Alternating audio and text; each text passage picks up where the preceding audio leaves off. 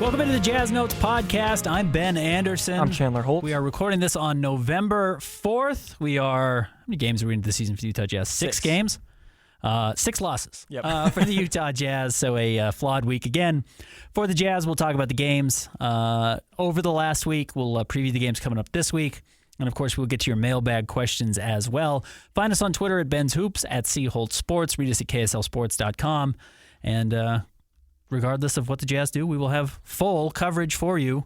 And you, in fact, you were at the Halloween game. You were there for the Spurs. I had the night off, but you went and covered a very impressive Victor Wembanyama performance. We're going to see a lot of good performances from him throughout his career, but a lot of teams are going to have good performances against the Jazz, period. Yeah, even though the Jazz lost to the 1-3 Spurs on that night, fans in the Delta Center got to see the 23rd ever 5x5. Yeah, it's one of those things that, we talk about triple-doubles a lot, and I think the rare one that everyone's waiting for that he will get is a quadruple-double. He will be the next player to get a quadruple-double because he's already had the triple-double with assists. I think he's had a triple-double with blocks also. Maybe he hasn't with blocks, but he will get there. Yeah. So he will post the next quadruple-double, I would imagine. Wasn't the last David Robinson? Robinson did it as well. Yep. Yeah. So the fact, and actually Tim Duncan kind of did have one in the playoffs.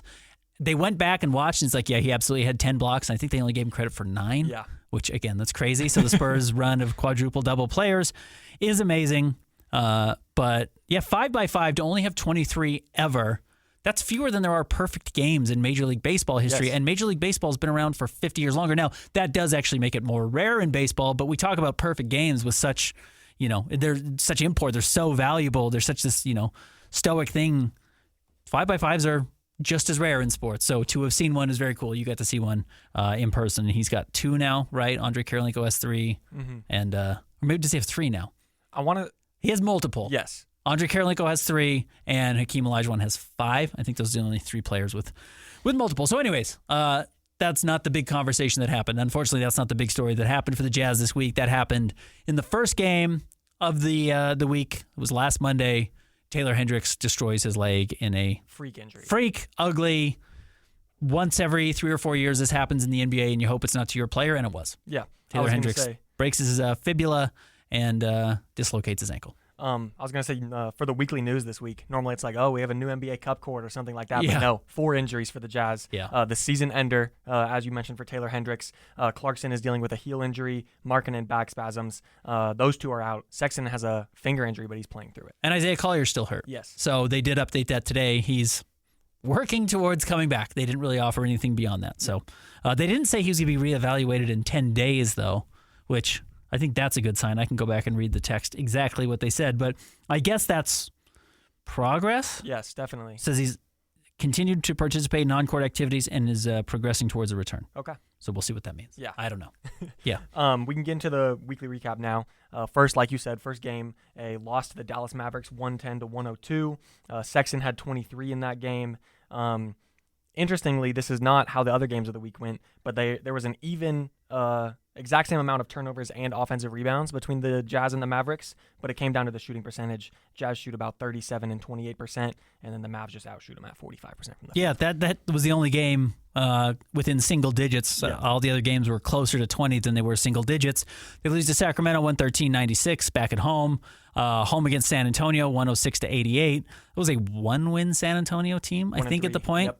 And then the loss to Denver, who's also started really slowly this year. So the Jazz are bad. The Jazz are just really bad. The Jazz are truly the worst team in the NBA. Definitely. Have been through the first 6 games. Is that going to continue? I don't see why it wouldn't. Yes. Going into that San Antonio game, like you said, a 1-3 Spurs team. Some thought that the Spurs could make a postseason run, most likely play in. They still could, but not looking good so far. And they were on the second night of a back-to-back. Yeah. 26-11 turnovers difference in that game, Yeah. and 35-7 points off turnovers. Yep. When Lowry's not playing, and Lowry didn't play in that game, right?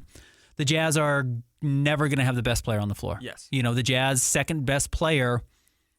I mean, I guess maybe if you have Colin Sexton going up against like Brooklyn, but like Dennis Schroeder's really good. Yeah. That's why Brooklyn has 3 wins already this season. I answered in one of our mailbags, like someone asked me, how do the Jazz stack up against the West? And I said, well, let's expand it to the rest of the lottery teams. And I gave an argument of why every lottery team or projected lottery team could be better than the Jazz. And I'm not patting myself on the back. Like, a lot of those have come true. It's like, well, a lot of them have new coaches, and new coaches want to win. And a lot of them have NBA talent. And like Dennis Schroeder's really good. And they have a coach right now who wants to prove that he's better than the last guy. And JB Bickerstaff wants to prove he's good enough to win games in Detroit. And they have like 5 legitimate rotation players that play the majority of their minutes. And Charlotte, when LaMelo Ball is healthy and Brandon Miller's on the floor, they're good. Yep. And they are good. I mean, that's kind of how it started. And those were the teams you were worried about. There are still the Torontos of the world.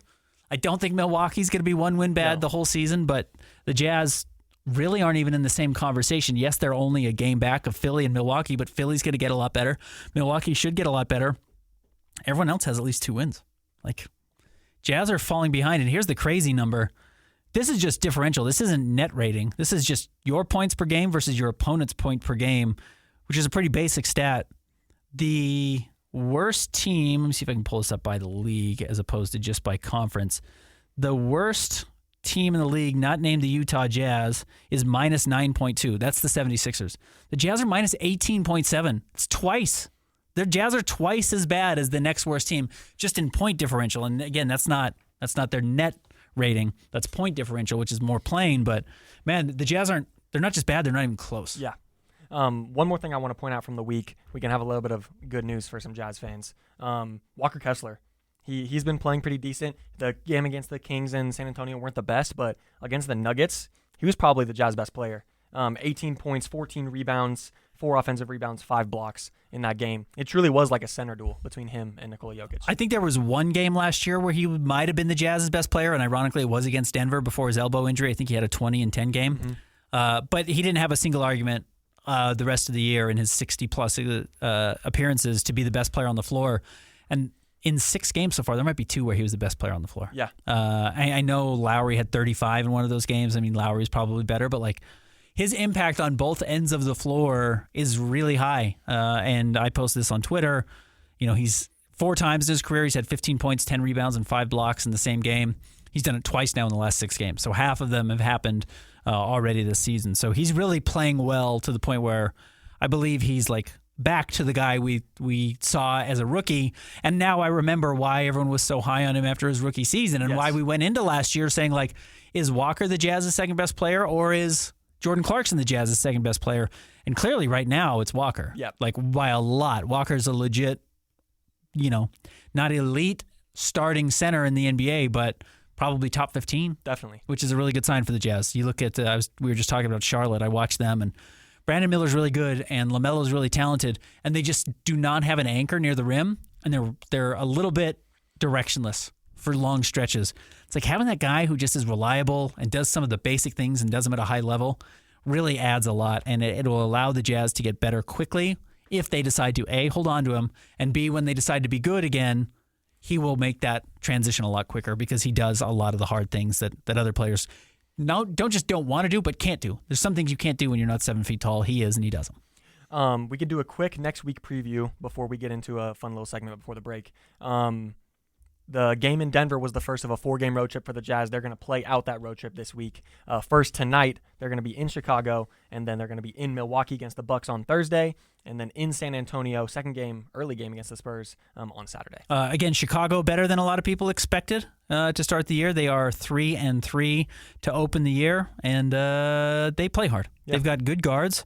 And they've beaten some good teams. Now, Milwaukee, again, is only 1-5, but they did beat Milwaukee. They did beat Memphis, and they did beat Orlando. Like, those are good teams. I know Orlando is hurt now and is missing Paulo Banchero, but their losses are New Orleans, which is fine, Oklahoma City, which is fine, at Brooklyn, a little more dicey. But again, Brooklyn is playing much better to start the season than anyone expected. So Chicago is a lot better than the Jazz. They should win this game tonight. Milwaukee can't guard anybody, and they should still beat the Jazz. And then the Spurs just showed that they can beat the Jazz in Salt Lake City. So Jazz have a real chance of starting out 0-9, which would be their second worst start in franchise history. They're already at their third worst start. Okay, that's a good preview for our segment right here. I'm going to give you some Jazz hot takes, and then you tell me buy, sell. Maybe you'll kind of like part of it. Just tell me what you think about all these. Okay. And I tried to do it like the hotter ones come later. So we're starting off with maybe some ones that you could buy into. When Collier returns, he will become a staple in the rotation and start 10 or more games. Too hot. Sell. Too hot. He won't start 10 games. Well, okay, by the end of the year, will he start 10 games? Yes, he will start 10 games by the end of the year. Okay, yeah. He will be a staple in the rotation. And then, he will pick up 10 starts here and there. Yeah. Okay, yeah, that's fine. Not too hot. Next, Larry Markkinen, of course, assuming he plays a good amount of games this season, he will set a new career high in points. Right now it's 49, so he'll drop a 50 ball this year. False. Okay. Because there's nobody else around him to take attention off him, so you can just triple team him every time. He's still at 35 in the opening game of the season, but you just throw everything at Lowry, slow him down, and he's not going to get to 50. Okay. He had 49 against Houston 2 years ago. Third out of 5 here. The Jazz set an all-time worst franchise record, less wins than their inaugural season in 74-75, less than 23 wins, 23-59 that year. It's going to be close. Yeah. It's going to be really close. I had 25. I had to close my eyes and I'd see the number 25 flashing. I'm starting to think it's like 22 because the Jazz are dedicated to not winning games. Yes. They are putting in work to not win games. And I'm not saying they're tanking. I'm just saying if you have a back spasm, you're out. If you have plantar fasciitis, you're out. Like if there is anything even borderline, you're out. And by the way, they're popping up like the right games of like, don't beat Chicago. Don't beat San Antonio at home on the second night of a back-to-back. Yes. Like a probably somewhat winnable game. They're Jazz are putting themselves in good spots to not win games because tonight Cooper Flagg plays for the first time and they want to see what that looks like. Or VJ Edgecombe or all these, Dylan Harper, all these kids at Rutgers. So, which by the way, I'm excited to see all these guys too. I haven't watched them. So, they know what they're doing. Yeah. They are going to guarantee themselves a top 5 pick because they recognize they need a transformative player. And I don't know if they feel like he's on the roster yet. Yeah. All right. So lesser, we're buying or selling that one. 23 wins. Or fewer? Yes. I'll buy it. Worst season in Jazz history. Okay. Fourth here, and we're getting to the really hot ones. Utah trades 3 or more players this season. I put some candidates: Walker Kessler, Svi Mikhailuk, Eubanks, Clarkson. I think 2. 2. I think 2. Okay. I would set the over-under at 2.5. Okay. Because again, I really do. I think like Drew Eubanks and Svi Mikhailuk, trade those guys. Yeah. And I don't mean that because I don't like them. I mean that if I'm Denver, if I'm Milwaukee, if I'm any of these teams that feels like, hey, we don't have depth and we need it just to get to the end of the regular season, just so Nikola Jokic can play 40 minutes a night in the playoffs because he can't play 40 minutes in January and February, go and acquire those guys just to eat some minutes, just to give guys a rest. Yeah. So I'm going to say, like the Knicks already had to sign another center. Like they signed a guy out of nowhere. So there's going to be a market for those types of players, and you can combine them to make $8 million, and you send them out the door. So yeah, two. I think 3 is a lot. Okay.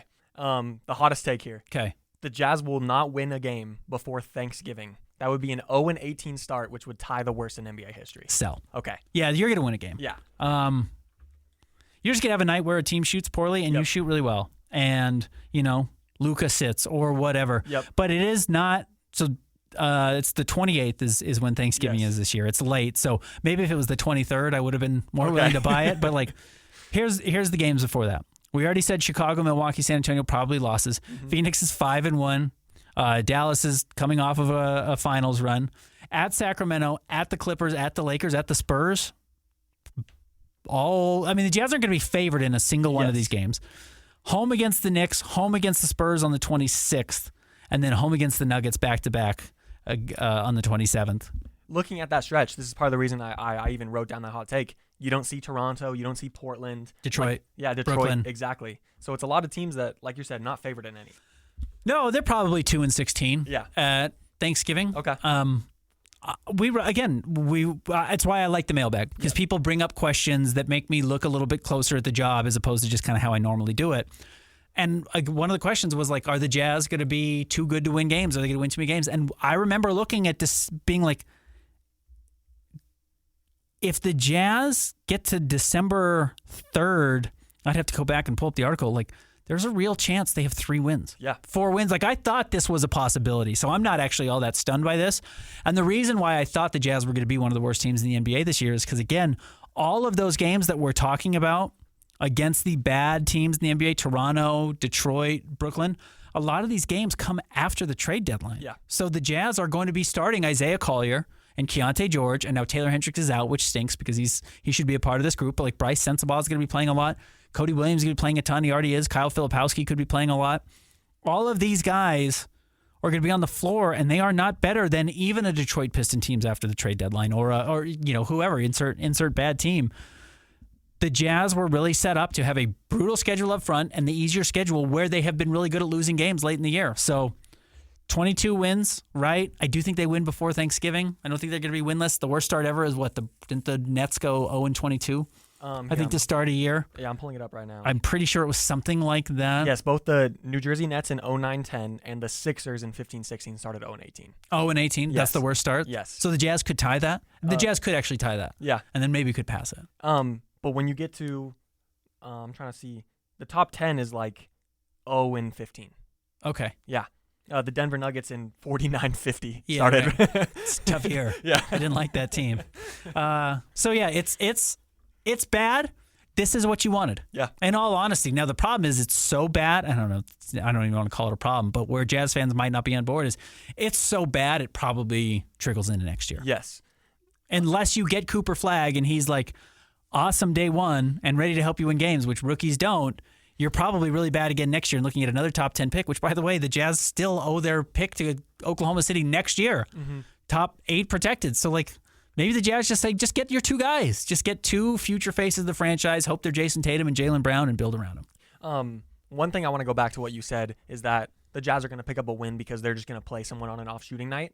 There are some problems that the Jazz have, specifically the turnover problem, that could even just negate bad shooting nights from the other team. We saw that on Halloween. The Spurs shoot 41.3 and 27.9% from the field and from 3, but a 35 to 7 points off turnovers difference just made that not even an issue. I haven't pulled it up today, so I'm not up to date on this, but there had been 14 games, I think this was as of Saturday, 14 games where teams in the NBA had failed to break 100. Mm-hmm. The Jazz have 3 of them. The Jazz, 3 of the Jazz's 6 games, they failed to break 100. 2 of their 6, they failed to break 90. They're not just the worst offensive team in the NBA. There's a mile between them and the 29th ranked team. Here, I'll pull it up right now what the Jazz offensive rating is. I think it's 100, which means they score 1 point per possession over 100 possessions. Yeah. The Jazz offensive rating right now is 97.7. The Jazz are less than a point per 100 possessions. Yeah. It's crazy. The next worst team is the Chicago Bulls. They play tonight at 105. So, prepare yourself for a dog tonight of a basketball game. But, yeah, the Jazz's net rating, again, is negative 18.3. The next worst team is the Philadelphia 76ers, is negative 8.9. 10-point difference in net rating. Ooh. This is not historic. I mean, it is historically bad. It's the worst start the Jazz have ever had as far as their point differential through 6 games. But, this is approaching Brooklyn Nets, the dreadful 18 straight losses. I remember that year. Yes. I think it was Lawrence Frank was their head coach. I could be wrong. But it's it was atrocious, and it's by design. The Jazz are doing this on purpose. They are, even when guys got hurt. When Taylor got hurt, the Jazz didn't go immediately to Svi Mikhailiuk. They went to Kyle Filipowski. They're not going to accidentally win any games this year. That's the plan, and that's what they're going for. All right, should we take a break? Yeah, please. Let's take a break. We'll come back, and we'll get to the mailbag. Stick around. More Jazz Notes coming up next.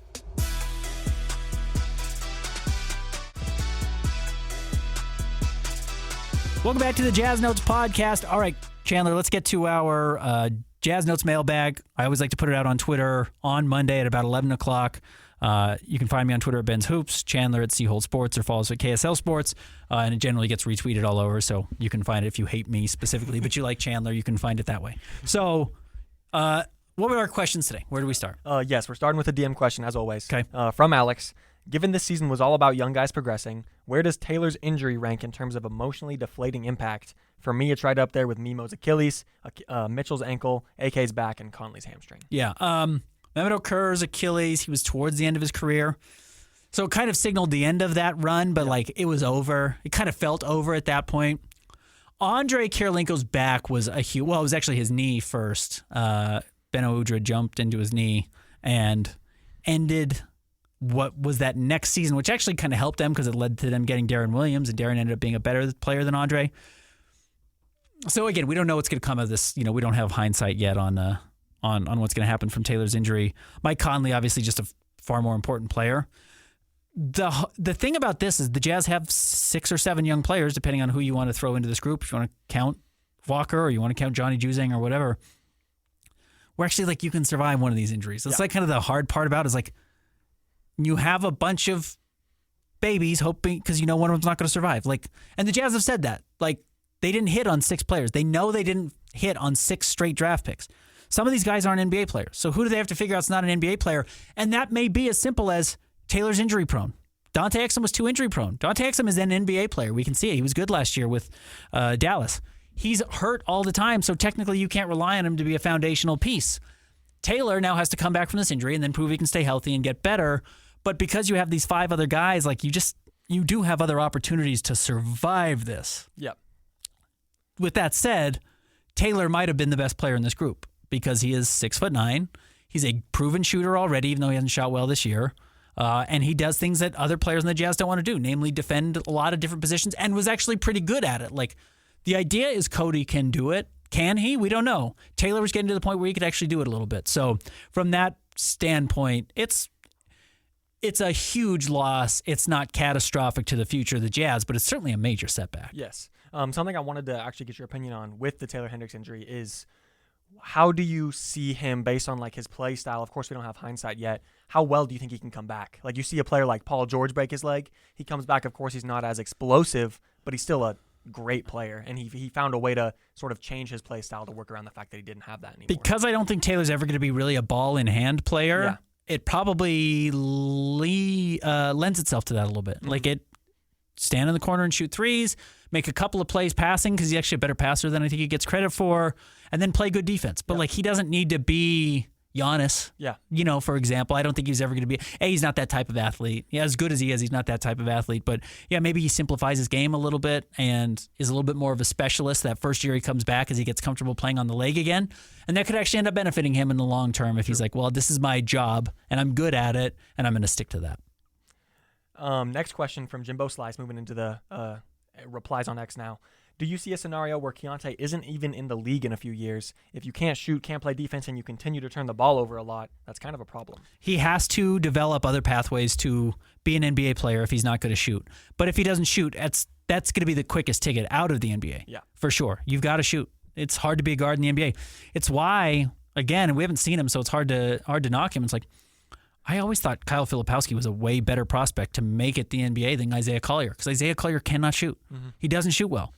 So you better be elite finishing at the rim, which he has shown he cannot do, or you better learn how to really shoot threes, or you better be like the best defensive player in the NBA. And even then, like, Davion Mitchell is barely in the NBA right now, and was a lottery pick as a lockdown defensive player. Remember, his nickname is Off Night because every opposing team has an off night when he's on the floor, and still he got traded by the Kings to Toronto, and it's just like he's an afterthought now.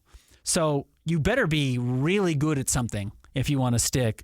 The good news for Keontae is his assist numbers have been way up. He's averaging a career high in assists. He's averaging a career high in rebounds. He is starting to do a few of the other things. You're right. The 7-turnover game against San Antonio was disastrous. You can't do that. He had 2 the other night against Denver. Like, that's who he needs to be. Even if he's not an elite shooter, he can stick in the NBA by being 16 points, 8 assists, 6 of 14 from the floor, 4 of 11 from 3, which aren't elite percentages. It's 43% from the floor, 36% from 3, but 8 assists to 2 turnovers is good. Maybe he needs to learn how to be a full-time distributor who picks his spots on offense as opposed to, well, I'm a scorer who also can pass a little bit. Another good example of that is like Rajon Rondo. Yeah. Like, Rondo was literally one of the smartest players in the NBA. Yeah. One of the best passers in the NBA. He was probably the best passer in the NBA behind LeBron. Yes, for exactly. 8 years. And he couldn't shoot, but it was okay because he did all those other things at an elite level. So Keontae either has to pick up his shooting to be league average or better, or, you're right, pick it up in one of the other categories. You know, and I will say, and this isn't always true because there are guys who have become better defensive players that maybe we didn't expect, but I think it's more likely you learn how to shoot than it is you learn how to be a good defensive player. Yes. There are a lot of guys who, like, if you come into the league as a bad defensive player, rarely does that become your MO, that's your thing. Ironically, like, that is what Dante Exum did. Like, he was a total unknown defensively, and that's kind of how he gets on the floor now. Not now because he's hurt, but that's how he was getting on the floor, and then could hit a few shots here and there. But, like, there's a lot more examples now of Jalen Suggs, who was an elite defensive player but couldn't shoot at all coming out of Gonzaga, and now is like a 40% three-point shooter. Yeah. And Herb Jones and Ryan Dunn right now down in Phoenix, who the Jazz are going to see coming up before too long, like, couldn't shoot at all at Virginia and is now hitting threes with some reasonable consistency. It's still a dangerous bet to make, but if we are going into a world where all 5 players on the floor have to be offensive and defensive players, have to be two-way players like we just saw from Boston, you might be just as well off avoiding guys who don't play defense as you are avoiding guys who can't shoot. And in fact, maybe it's better to bet on guys who can't shoot that you will teach them than it is guys who can't play defense, because that's an instinctual thing. That's kind of a IQ thing. And we'll see, like basketball IQ, and we'll see where Keontae goes from there. But I do think he's playing hard. I do think he's trying. He's had a couple of games where he's clearly gotten down on himself and made mistakes that doubled down. He needs to eliminate some of the mistakes and clean up some of the shot attempts, and he'll be okay. Next question from Caleb Manser. Should the Utah Jazz kick the tires on a Jarus Walker trade? Indiana is barely using him, and Hendricks is done for the year. But quickly, yes, there's a world where 3 years from now, Keontae's not in the NBA. Yeah. Absolutely there is. Sure, if it's available. Yeah. They have had a string of injuries. They've had 2 centers tear their Achilles already this year, Isaiah Jackson and James Wiseman. Now, they have Miles Turner, who's really good and is on a high-level contract. So what the Jazz would trade to them to provide them value is probably draft picks. Now, the value for that is they gave up all their draft picks in the Pascal Siakam trade. Not all of them, but some of their future picks. So maybe they're at a negative there, and they thought, hey, we could use another couple. So you probably have to give them at least 2 firsts to get a guy like Jarus Walker. But yeah, I would, if that was on the table, I think you would explore it. I mean, I think the Jazz would explore a Jalen Hood-Schifino trade for the right price, which is, what's as little as possible. And one of the things to start keeping an eye on is Cleveland's the best team in the NBA right now. Jazz own their draft pick. So it's like, do you want to give up the 30th pick? You probably do. Mm-hmm. If you can get a, guy who was a former lottery pick that maybe didn't work out with his team, or mid-level pick that you think, hey, well, there's something better there, or we like that better than the 30th pick in this draft. Let's go out and take a swing on a guy who's not getting the right opportunity to play elsewhere. And it might be hard for Jarus Walker to get on the floor. And it could be just that the coaching staff doesn't want to play a young guy on a team that made the conference finals last year, or they don't believe in him and he needs to be in a different spot where he's able to do a lot more. The hard part with Jarus is like he's kind of a do-everything guy. He needs the ball in his hands because he's a really good passer, and maybe you're just happy that you have Kyle Filipowski and you move with that. Now, I think Jarus is better than Kyle Filipowski, don't get me wrong, but how many rookies can you say, yeah, we're going to give the ball to you a lot, and you make a bunch of mistakes? Like, they're already doing it with Keontae, and Kyle's getting a fair share, and Cody's getting a fair share. It's like, how many more can you do that with? Next one from T-First, just a simple question. Is it Oscar Sheway time? It's funny, he's not on the injury report. He's traveling with the team. I saw him in Denver the other night. I was like, oh, everyone else is hurt, and the G League two-way guys. And clearly they're uncertain about their depth, or they like having him around the team because he's an awesome personality, and he is. But yeah, he's like, I can look at the injury report. I don't think he's on it today. The other two-way guys are with the Stars, and Oscar Sheway's not.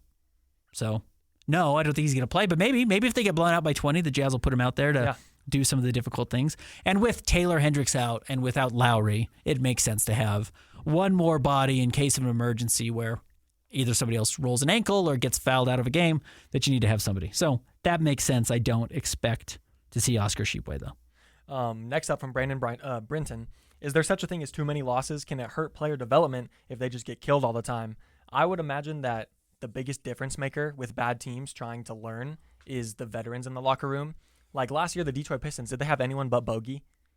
Like, I want to say that was really Alec Burks for a little bit? Yeah, right. Yeah, not like, anyone important. Yeah, so I would imagine that they don't really or didn't really learn a lot from winning 16 games all year. But with Patty Mills, Larry Markin, and Jordan Clarkson, even Colin Sexton and some other guys, I would imagine that the young guys are learning every night at least. Yeah, you're still getting information. Like even then, I think it was Keontae the other day was walking off the court, and like Svi Mikhailiuk pulled him aside and was like working through some stuff with him, which is like, okay, yeah, that's something that Bryce Sensabaugh can't go to Keontae and say, well, this is the read you needed to make to get that shot off or whatever it was, and Svi can do that. So that does help, certainly.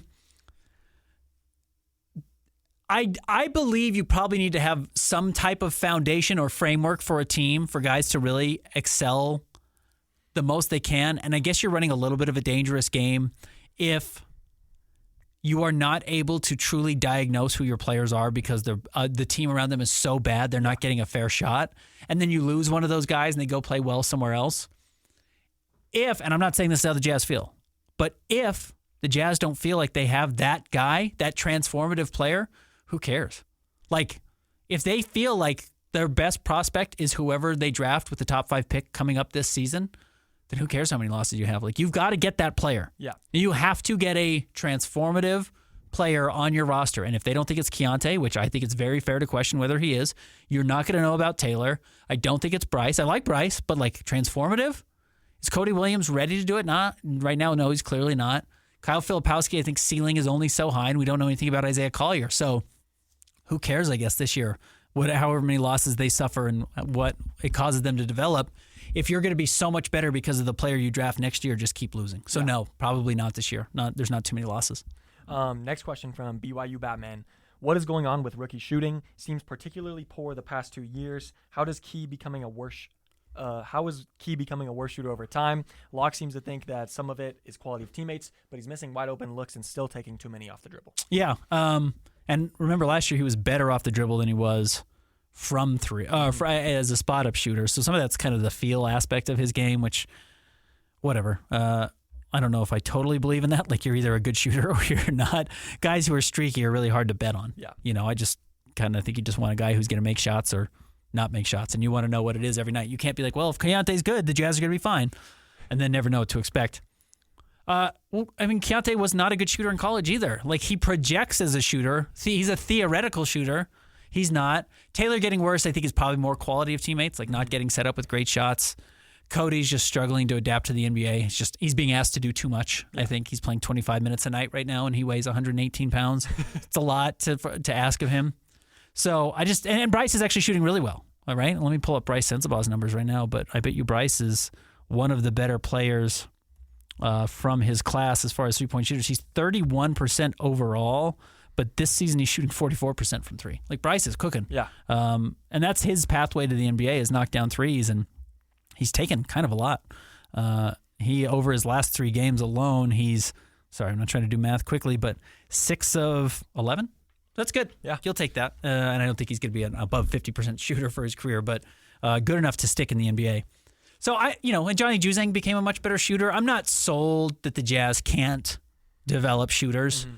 Are they as good as what New Orleans has done in recent years? Maybe not. Or what Oklahoma City did, where all of a sudden everybody could shoot who went there? Clearly no. But I'm not going to sell the Jazz down the river on the idea that they won't ever develop players as shooters. Keontae's got to take smarter shots. Yeah. Again, that's just I think he is taking too many threes. I talked about this on my radio show today. Over his last 4 games, he's 12 of 22 inside the arc, which is a huge improvement. He was a 46% shooter inside the arc last year. He's up to 54 over those last 4 games. Now, he did have a terrible game to start the season when he was 3 of 18, including like 1 of 10 inside the arc. Yeah. So, I am eliminating that, which isn't really fair because those 1 of 10 games do count. But almost wonder if he just needs to get to the rim. Yeah. Get to the foul line. See some shots go in and then move out. He does this every night. His first shot is a 3 every single game. And the problem with that is whether it goes in or not, it's a bad sign. If it misses, he's out of rhythm. If it goes in, he thinks he needs to keep shooting threes all night. I hate that. The Jazz used to draw up a play for Derek Favors. It was like the first or second play of the game every single game. They wanted Derek Favors to get a touch because big guys play better when they're involved in the offense and on both sides of the floor. So they would drop a play specifically to do it. They did it with Rudy Gobert. They used to do it with Andre Kirilenko a lot. Get him a shot early that it's a good shot to get them engaged. I almost wonder if they need to be like, Keontae, your first shot, I don't care if you are wide open, doesn't get to be a 3. Yeah. Your first shot has to be a layup or a shot inside the paint or a free throw. But do not shoot a 3 because it doesn't help you. If it goes in, you think you're on and you're going to take 11.